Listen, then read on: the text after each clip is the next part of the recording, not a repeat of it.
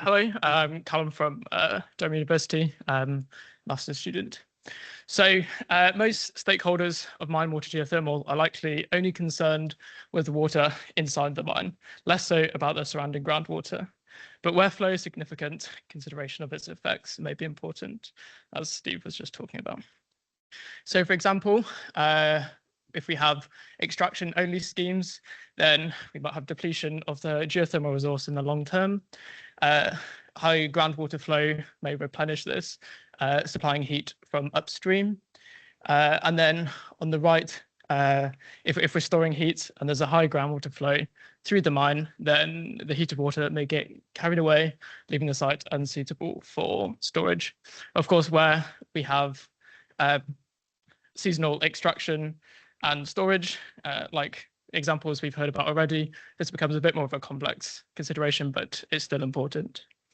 So using ModFlow in Python, FlowPy, we have built a 3D numerical model that takes any mine geometry digitized, the same shapefile that you'd used in the GEMS toolbox, for anyone familiar with that.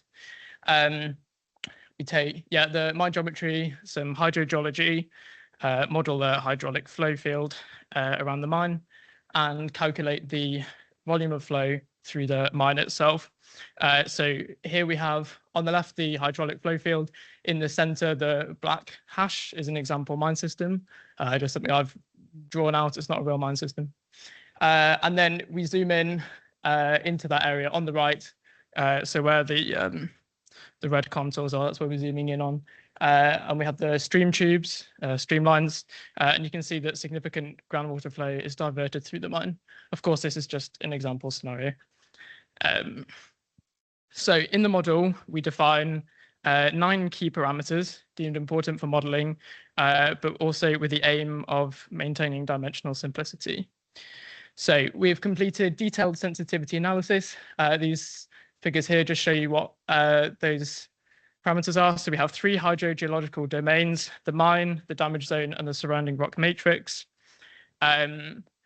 We completed detailed sensitivity analysis, determined a series of scaling relationships, and with this, we've been able to determine a single empirical solution that, given any basic understanding of the surrounding hydrogeology of a mine system and its geometry, can provide a rapid first-hand estimate of the volumetric groundwater flow through the system. I should say notable comparisons can be made to Darcy's law, with our solution almost an extension of this governing law, with multiple hydrodomains and a more comprehensive geometry. So is the solution any good?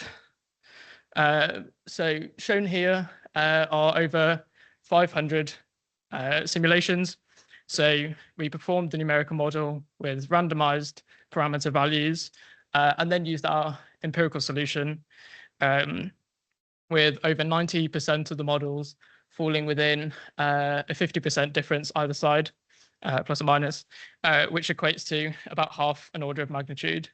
And given what our equation might be used for, providing a ballpark figure within orders of magnitude, we believe that this is a very promising result.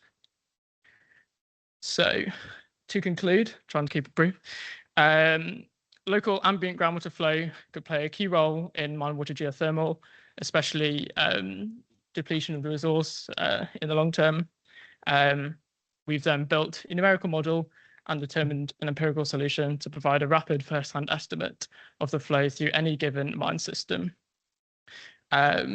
So just a quick note on next steps. So we then want to apply this to a case study. So in the testing, we tested thousands of different scenarios, ranges of hydraulic values and mine geometries, and then also implementation into the GEMS toolbox further down the line.